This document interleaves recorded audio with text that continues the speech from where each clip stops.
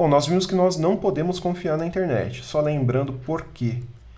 A internet não promete entregar os pacotes em ordem, ela não promete entregar os pacotes rapidamente ou dentro de um tempo máximo, e ela nem promete entregar esses pacotes, eles podem ser perdidos no meio do caminho.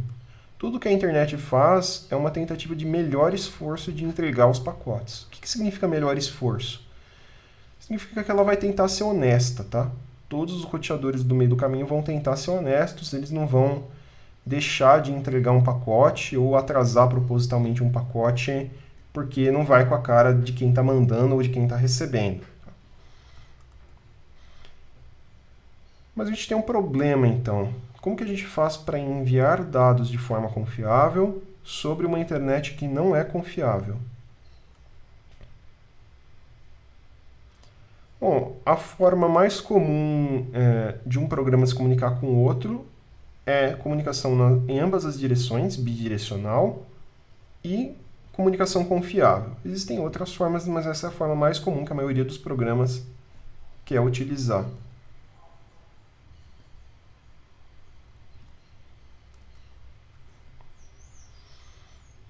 E essa forma funciona como se fosse um tubo em que passam dados sem uma formatação específica, né? Então a gente empurra dados de um lado e eles saem corretamente pela outra ponta da mesma forma que eles foram inseridos no tubo. E as aplicações decidem, né, os aplicativos decidem como os dados são formatados dentro do tubo. Isso não é decisão da rede nem do sistema operacional. Então a gente tem um modelo de fluxo, tá, de bytes. Então a gente configura uma conexão, estabelece uma conexão entre A e B. Essa conexão é bidirecional. E a partir daí a gente consegue ir enviando um byte na frente do outro e eles vão sendo recebidos. Se eles são enviados pelo A, eles são recebidos pelo B. E vice-versa, se eles são enviados pelo B, eles são recebidos pelo A na mesma ordem que eles foram enviados.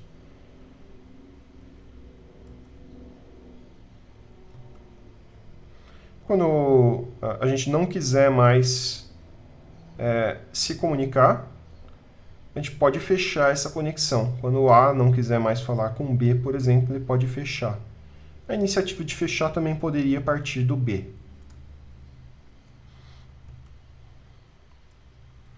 No caso de páginas na internet, a gente tem o protocolo HTTP, em que essa comunicação é entre um cliente e um servidor. O cliente é a nossa máquina e o servidor é onde está hospedada a página. Então a gente inicia a conexão. Aí a gente manda uma requisição de qual página a gente quer. Isso aqui está errado, tá na ordem errada, mas é só para ter uma ideia de qual que é a cara do protocolo, né? Na verdade, esse HTTP/1.1, que é a versão do protocolo, era para estar no final e não aqui no meio. E a gente está pedindo a página index.html, por exemplo. E daí o servidor vai responder, falando que ele suporta esse protocolo. Dentro desse protocolo tem um significado para esse 200, que é o mesmo que está escrito aqui como texto, que é OK, dizendo que ele tem essa página e que consegue fornecer com sucesso. E depois vem o conteúdo da página. Por fim, geralmente é o cliente que fecha a conexão, quando a gente está falando de uma requisição HTTP, e parte para outra.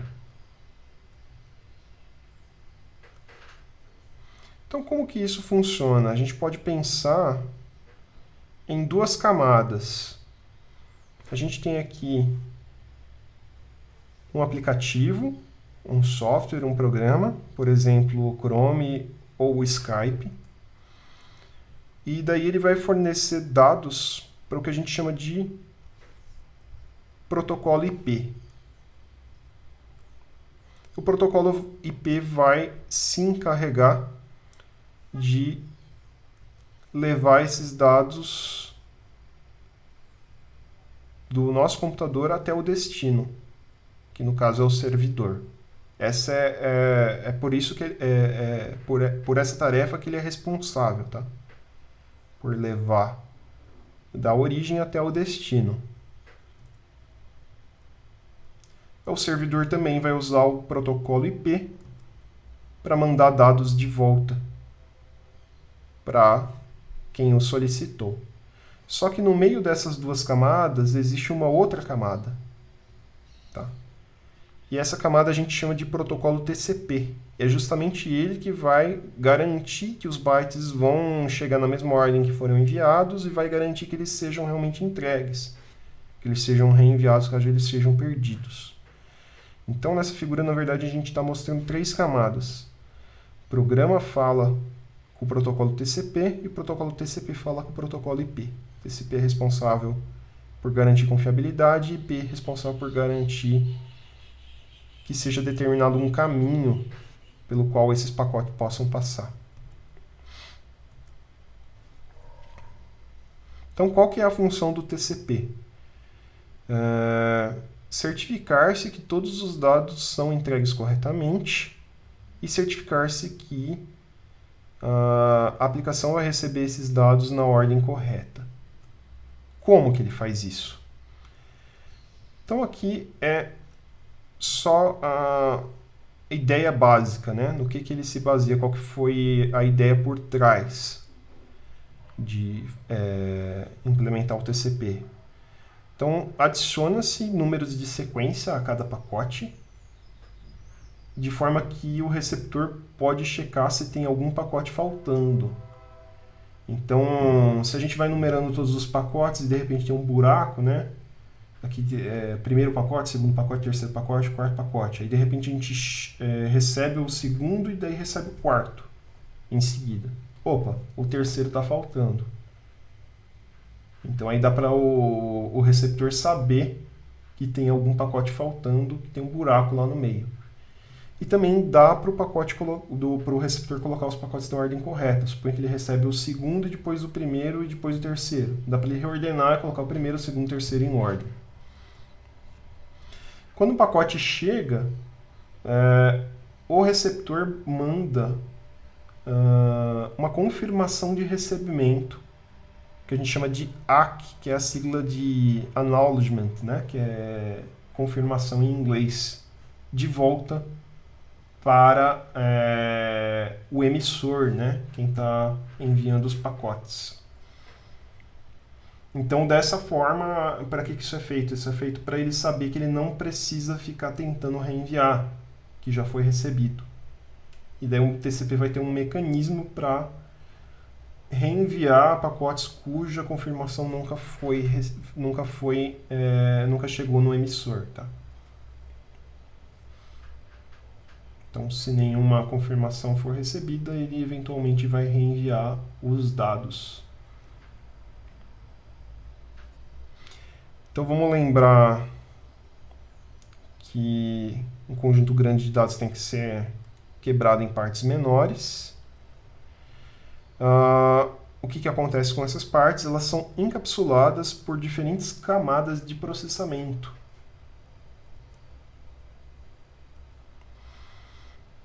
Então vamos pegar aqui como exemplo um cliente HTTP, por exemplo, o navegador Chrome. Então a gente tem o que a gente chama de camada de aplicação, que vai implementar o protocolo HTTP e vai dizer qual página a gente quer requisitar. Isso vai ser enviado para o sistema operacional que implementa o protocolo TCP. E daí o protocolo TCP, que é responsável pela garantia de entrega e pela chegada na ordem correta das informações, vai inserir um certo cabeçalho com informações que ele precisa para trabalhar nesse pacote. E vai inserir informação de que esse pacote corresponde a um pacote HTTP, para ele saber na outra ponta quem que vai receber esse pacote. Que protocolo vai receber esse pacote.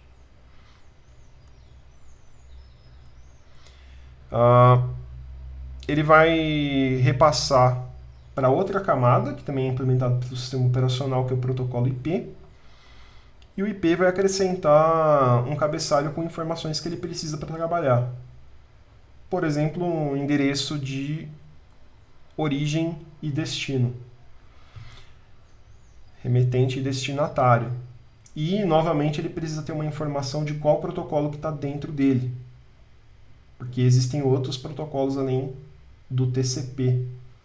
Aqui nessa camada que a gente chama de camada de transporte. Então ele precisa dizer que na outra ponta vai ter que ser recebido pelo protocolo TCP.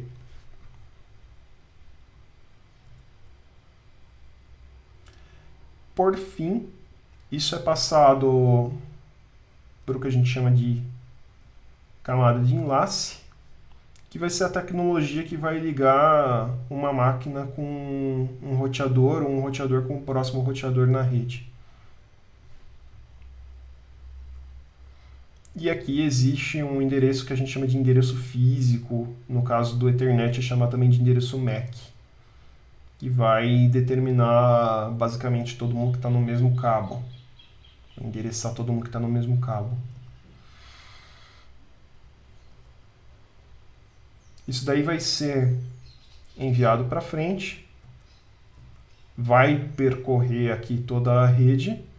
Isso é uma simplificação, tá? Tem partes aí dos cabeçalhos que vão ser alterados o tempo todo. Por exemplo, o cabeçalho Ethernet ele vai ser alterado a cada uma dessas conexões vermelho, que a gente chama de enlaces pelas quais o pacote passar.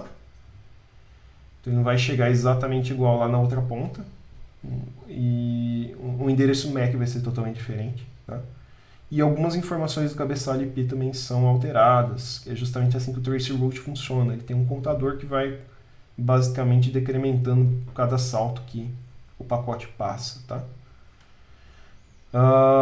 Enfim, isso vai chegar na outra ponta. Só esse detalhe que algumas informações do cabeçalho Ethernet e do cabeçalho IP vão ser alteradas. E daí ele vai começar a ser aberto. Então, a Ethernet vai olhar as coisas que estão no cabeçalho Ethernet, tratar o que precisa tratar, abrir só o que está dentro. Ele vê que o que tem dentro é o protocolo IP, então ele repassa para o protocolo IP lidar com isso. Ele vai também olhar para as informações que estão no cabeçalho, tratar o que ele tem que tratar, e vai ver que o que tem dentro é TCP, então ele passa para a implementação de TCP do sistema operacional. Aí o TCP vai olhar o que tem no cabeçalho, tratar o que tem que tratar, e ele vai ver no cabeçalho que isso tem que ser repassado para o servidor HTTP. Então ele vai repassar para o servidor HTTP, e o servidor HTTP, que é um programa em espaço de usuário, aí já não está mais no sistema operacional, vai lidar com o protocolo da forma como ele é definido pela aplicação. Então, um resumo do que a gente aprendeu. Os programas, os aplicativos, enviam e recebem dados em pacotes